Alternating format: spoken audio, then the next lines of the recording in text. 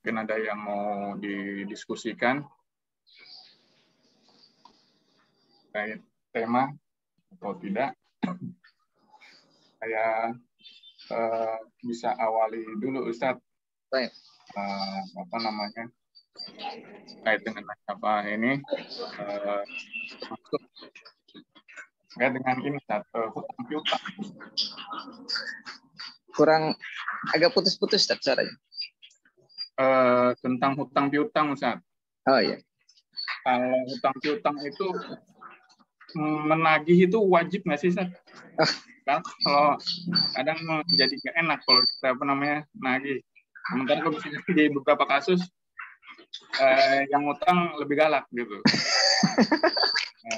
Yang ngasih utang akhirnya jadi nggak enakan gitu. Iya. Kalau yang nilai kecil ya udahlah biarin aja gitu. Nah itu gimana, Ustadz? Itu yang pertama. Yang kedua, kita memberikan syafaat dengan niat mendapatkan sesuatu, gimana, Ustadz, hukumnya? Misalnya ya kita dulu kan kita sering ada kajian gitu ya tentang sedekah gitu. Kita sedekah tapi dengan pengen sesuatu gitu. Niatnya pengen sesuatu. Saya sedekah pengen beli mobil kayak tadi. Nah itu gimana, Ustadz? Baik. Oke. Nah, ini pertanyaannya luar biasa ya. Pertama masalah hutang ya. Nah, jangan-jangan ini kasus pribadi ya. Curhat. Karena memang sering kejadian seperti itu. Ya, ini kembali kepada diri kita masing-masing.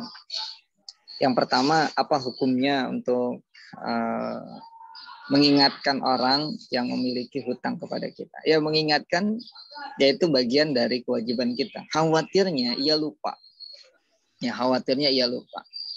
Tapi kalau sudah kita ingatkan, lalu ia melupakan, itu lain lagi permasalahan.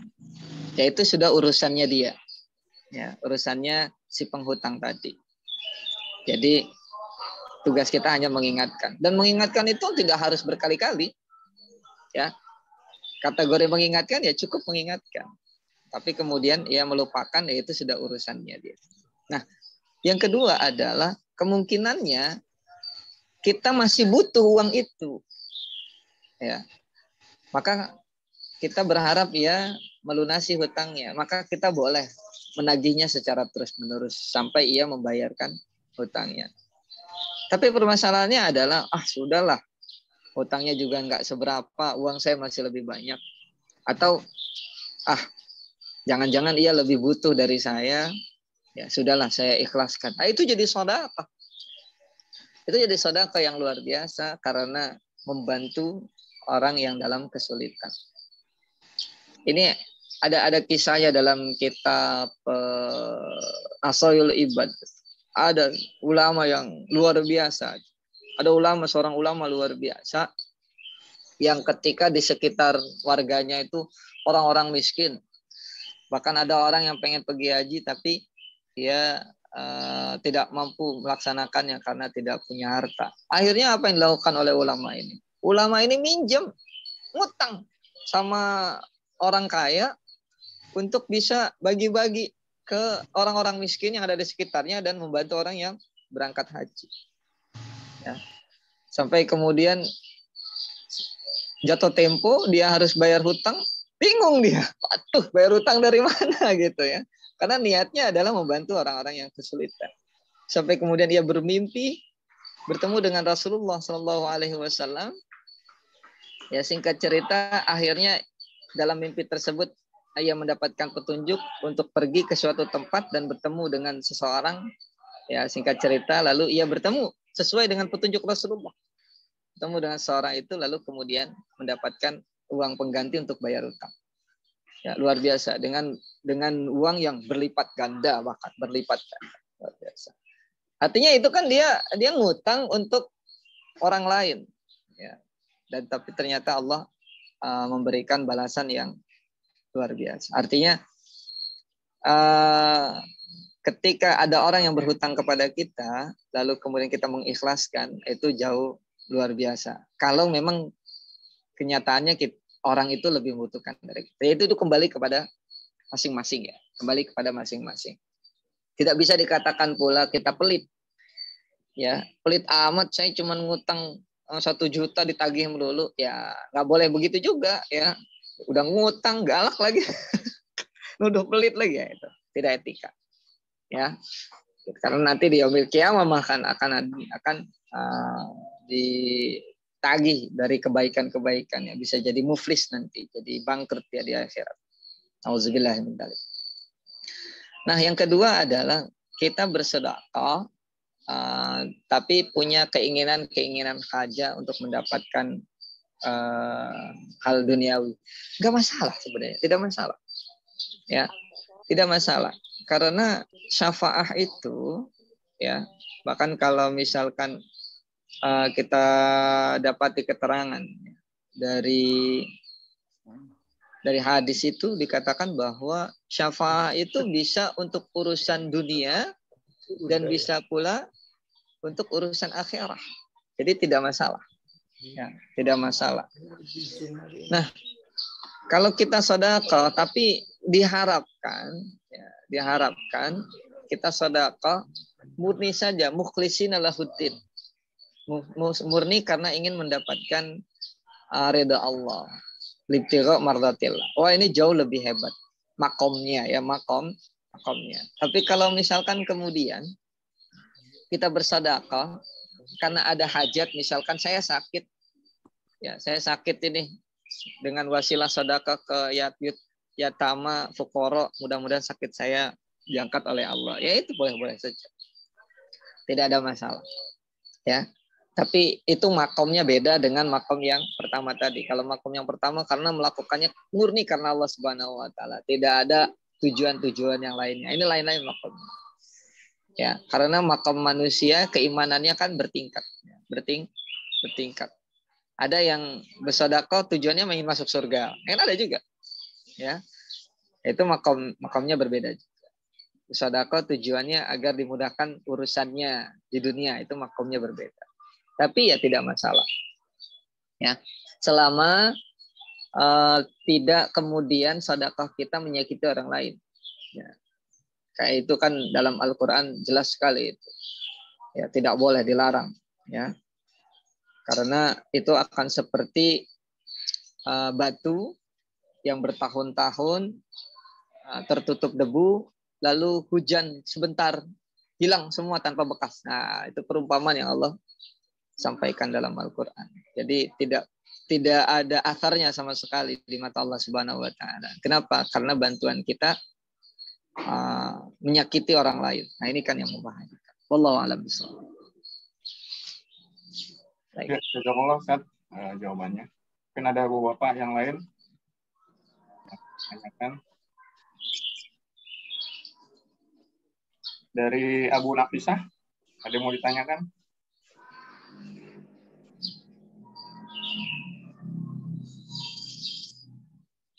Sambil ngopi ini harusnya ini agak segeran dikit. Fajar udah ngopi tadi Ustaz.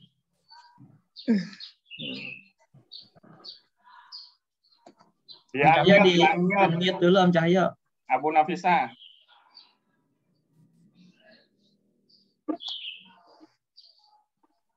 Om Cahyo lanjutin soal mau ditanyain. Mau utang mungkin. Putus baterai. Sinyal.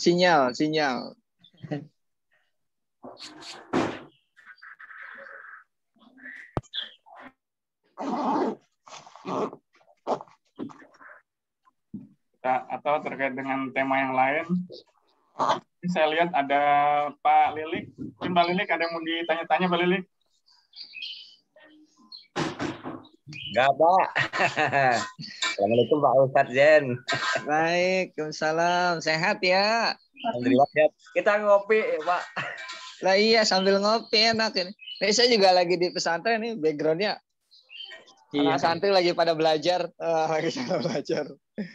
Iya. Terbuka. Iya. Di alam terbuka ini. Depan samping masjid. Biar ada Pak Ustadz kalau sampai kayak pagi-pagi begini. Nah, kalau mau banyaknya gimana, Nap?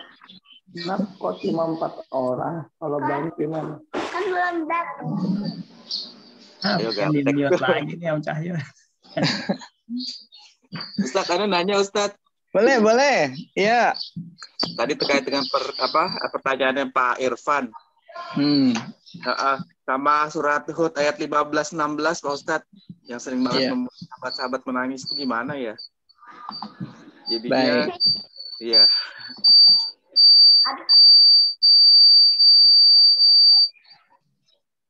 Iya Ustaz, maaf. Udah mau selesai. Iya Ustaz. Terkait pertanyaannya Pak Irfan tadi, Ustaz Irfan. Dengan surat Hud ayat 15-16. Oh iya, yang ini ya, yang ada orang yang ingin kembali lagi ke dunia karena dia kurang sedekah gitu ya? Bukan Tat, jadinya banyak ini saya bacain ininya ya, terjemahnya ya. Iya. Surat Hud ayat berapa Ustaz? 15 Tat. Oh 15. Ayat 15. Oke. Udahlah, nggak usah. Udah mau selesai. Baik, ini ayat yang kaitannya dengan barang siapa yang ingin kehidupan dunia ya. Ya, Tat. Betul Tat. Kehidupan dunia dan perhiasannya itu ya.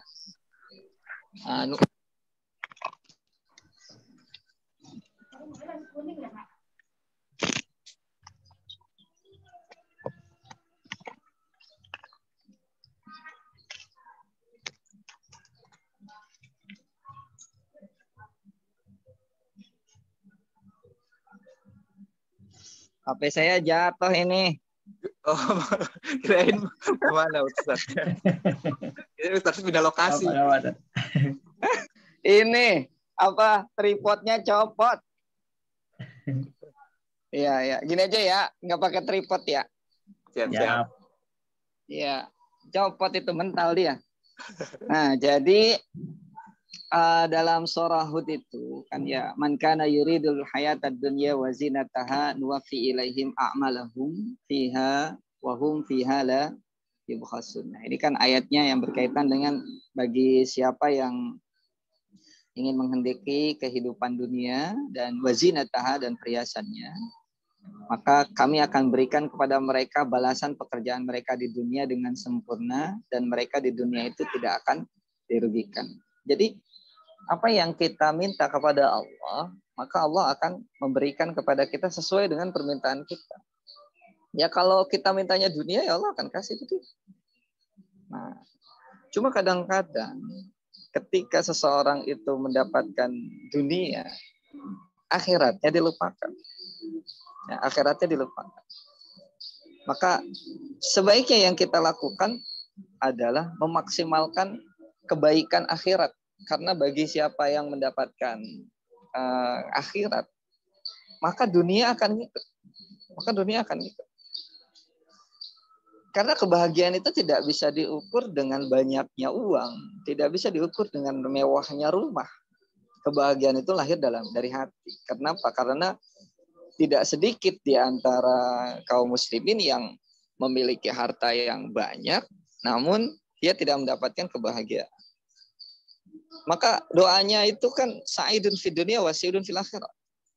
Bahagia di dunia, bahagia di akhirat. Bukan banyak harta. Bukan banyak uang.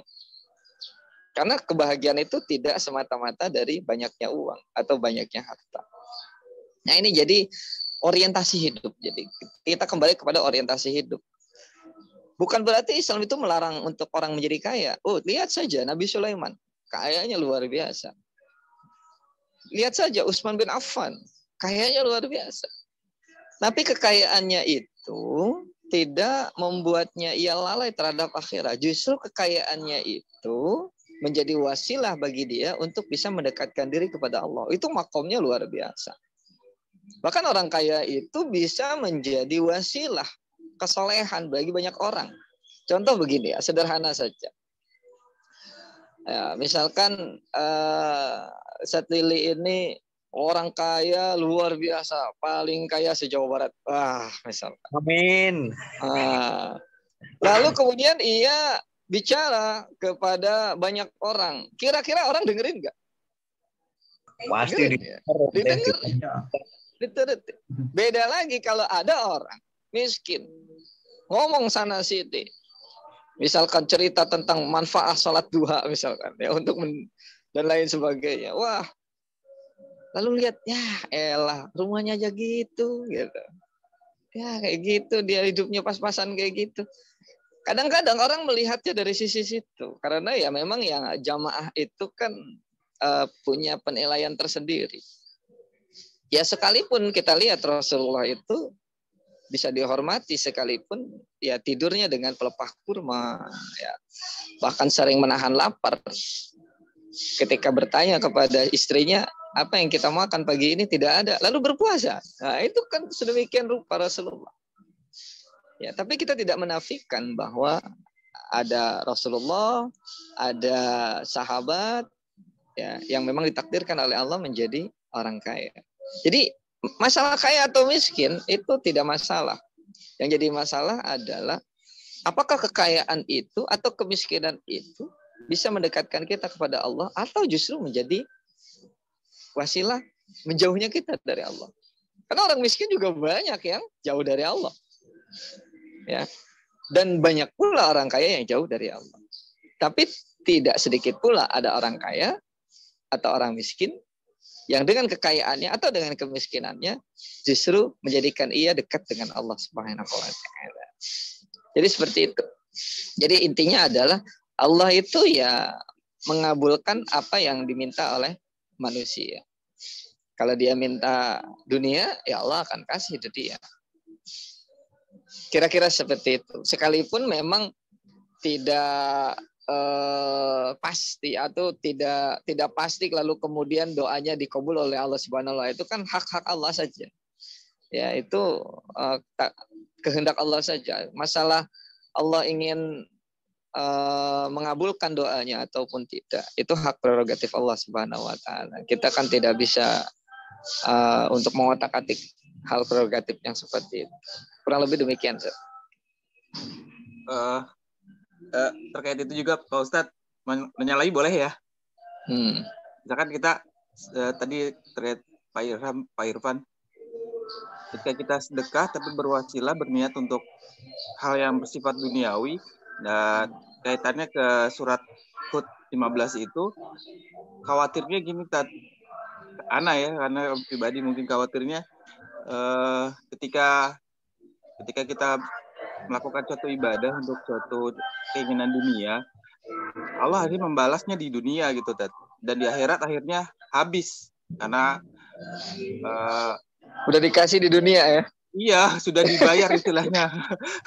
Dibayar kontan ya.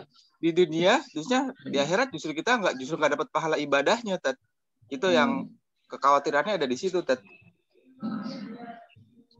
Baik. Jadi ada kisah ini, Ustaz. Ada kisah memang ya dalam kitab Riyadhus Shalihin juga ada kisah. Ada orang yang terjebak di dalam gua. Ada orang terjebak dalam gua. Ya dia tidak sendirian. Dia bingung ini mau keluar dari gua bagaimana? Tertutup oleh batu yang besar. Akhirnya yang pertama punya inisiatif. Ya Allah, saya kan orang soleh gitu. Saya ini pernah melakukan ini dan itu. Ya tolonglah ya Allah melalui amal baik saya ini. Biiznillah ternyata tergeser batunya dengan sendirinya. Set. Ini hadis sahih. Set.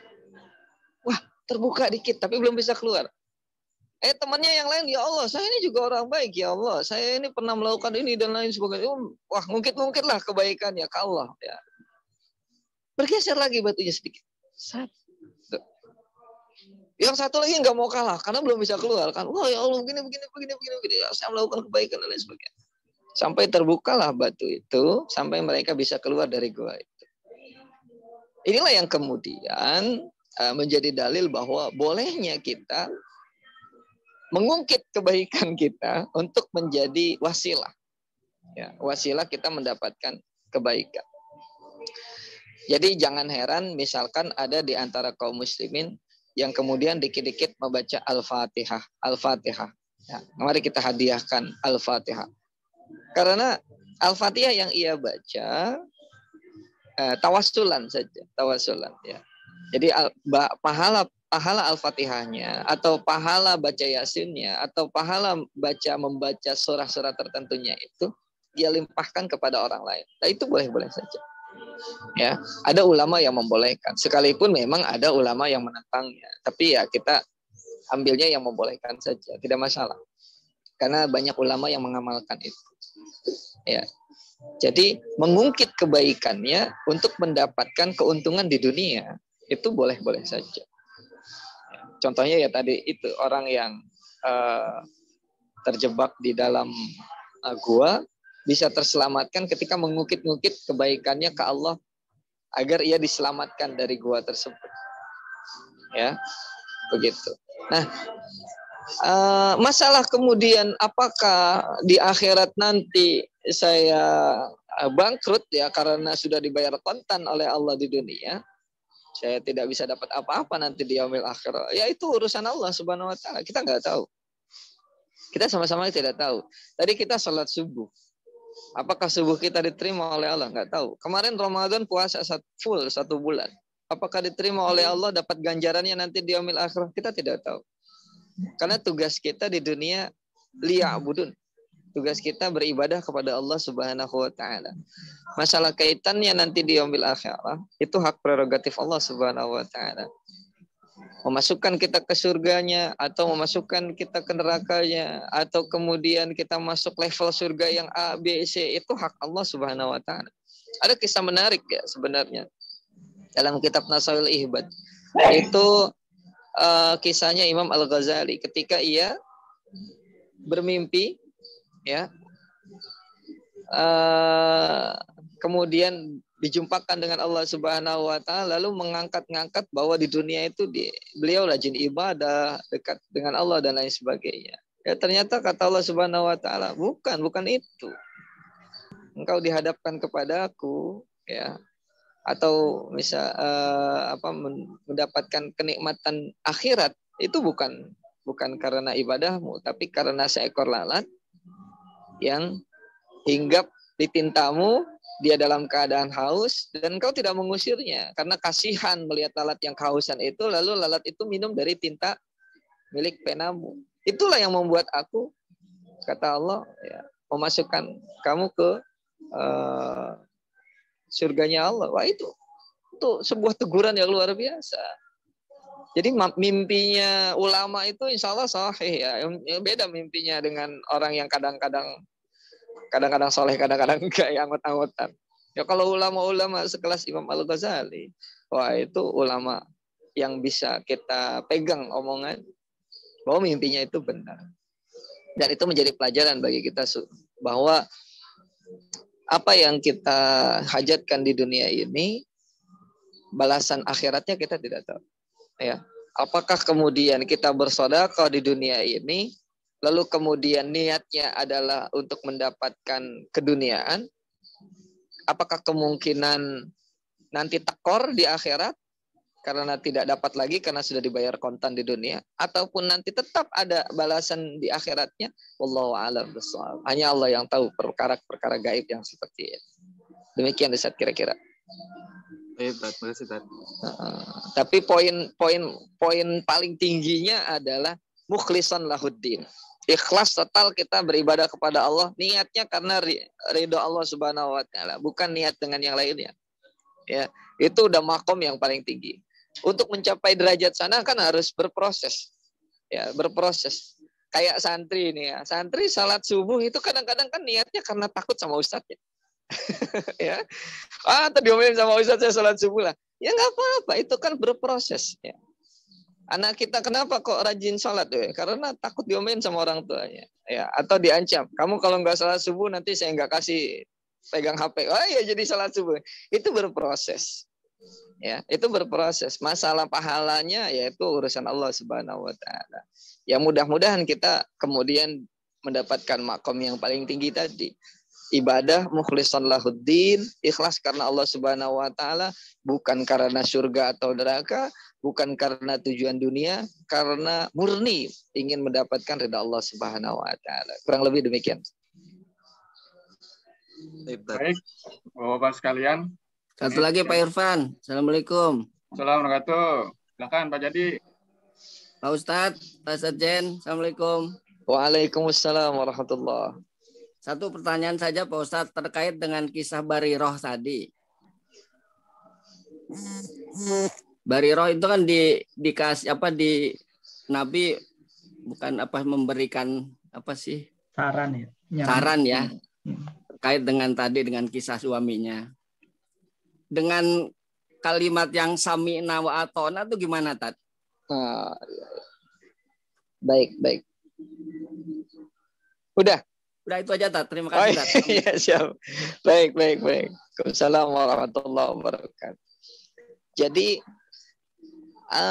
istilah sami'na wa ata'na ya, atau dalam firman Allah ati Allah wa ati ar-rasul, itu dalam perkara-perkara wajib.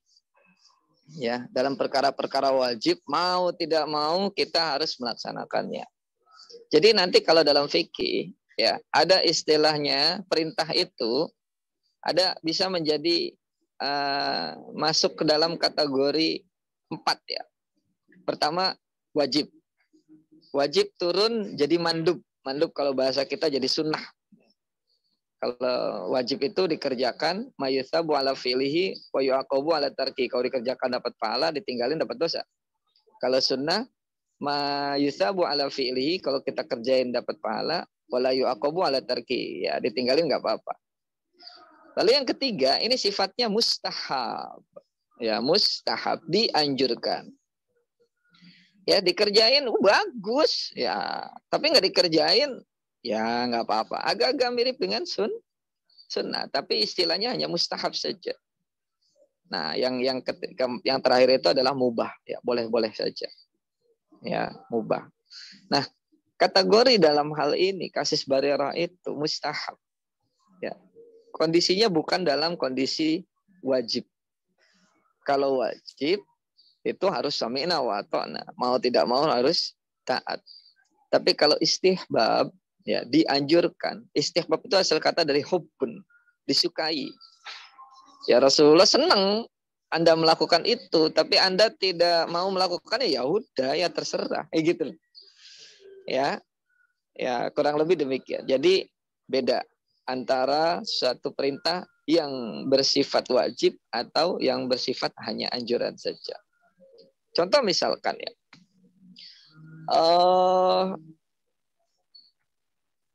wa min ayatihi manamukum billaili wan nahar. Ini kan ayat Allah Subhanahu wa taala.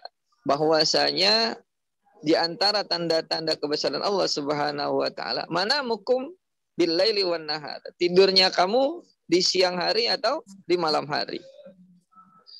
Apakah kita harus tidur siang? Kan enggak. Ya. Ya nggak harus tidur siang. Ada orang yang istiqomah sekali tidur siang. Kenapa dalilnya? Wa min ayatihi manamukum billaili wan nahar gitu. Tidurnya nggak hanya malam tapi bin nahar, siang juga. Tidak. Tidur siang isi mubah saja. Dikerjain nggak dapat pahala, ditinggalin juga nggak dosa. Gitu. Jadi sekalipun misalkan ada anjuran lain, misalkan sahur, ya. Jadi kita diperintahkan untuk bersahur. Apa kita wajib sahur? Tidak. Yang mau sahur silakan. Yang enggak sahur juga silakan. Kurang lebih demikian, Ustaz. Ya. Syukran, Tat. Assalamualaikum. Waalaikumsalam warahmatullahi wabarakatuh. Ustaz, ada waktu ngajar sampai mulai jam berapa, Ustaz? Kalau saya sih lagi santai karena anak-anak santri lagi ujian, jadi cuma ngawas-ngawas saja. Oh, gitu. Ngawas yang ngawas ini juga ngawasin pengawas, ya bukan ngawasin santri. Iya. Padahal Ustaz, padahal. Jam 6.23 ini ada yang nunjuk tangan, Pak Muladi mau bertanya apa gimana nih?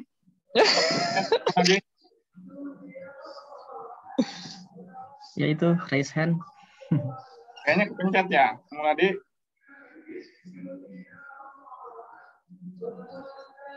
Baik, Bapak-bapak sekalian, menjelang 6:30 dan ini juga udah waktu syuruk.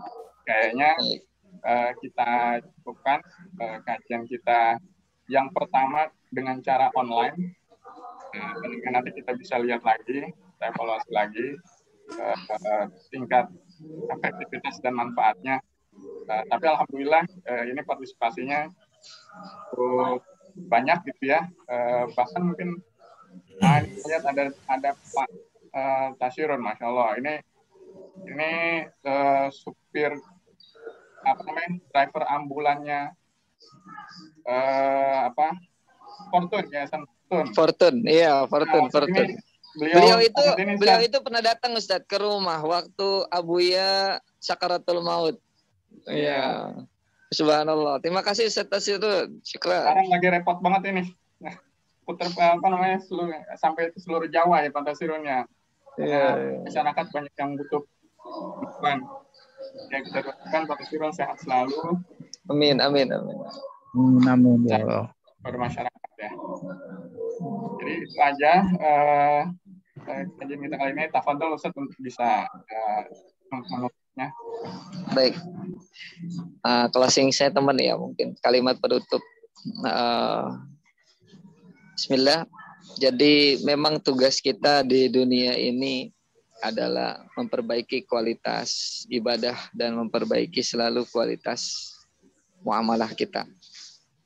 Orang saleh itu tidak hanya hubungan vertikalnya saja yang baik kepada Allah Subhanahu wa taala, tapi orang saleh itu juga punya kesolehan dengan dimensi yang lebih luas, dengan kebersamaannya bersama sesama makhluk Allah Subhanahu wa taala.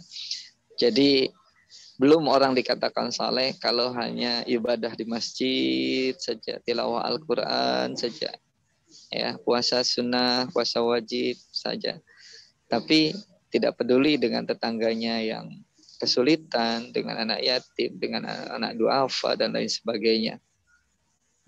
Dan tidak bisa dikatakan saleh juga adalah seseorang yang dermawan, membantu ke sana kemari, tapi sholat tidak, menutup aurat tidak. Jadi salehnya itu yang paripurna adalah saleh dalam hubungannya kepada Allah baik sekali, dan hubungan kepada sesama makhluknya pun baik. Mudah-mudahan kita adalah orang yang demikian, orang yang saleh secara vertikal, orang yang saleh secara horizontal. Ibadahnya baik, muamalahnya baik.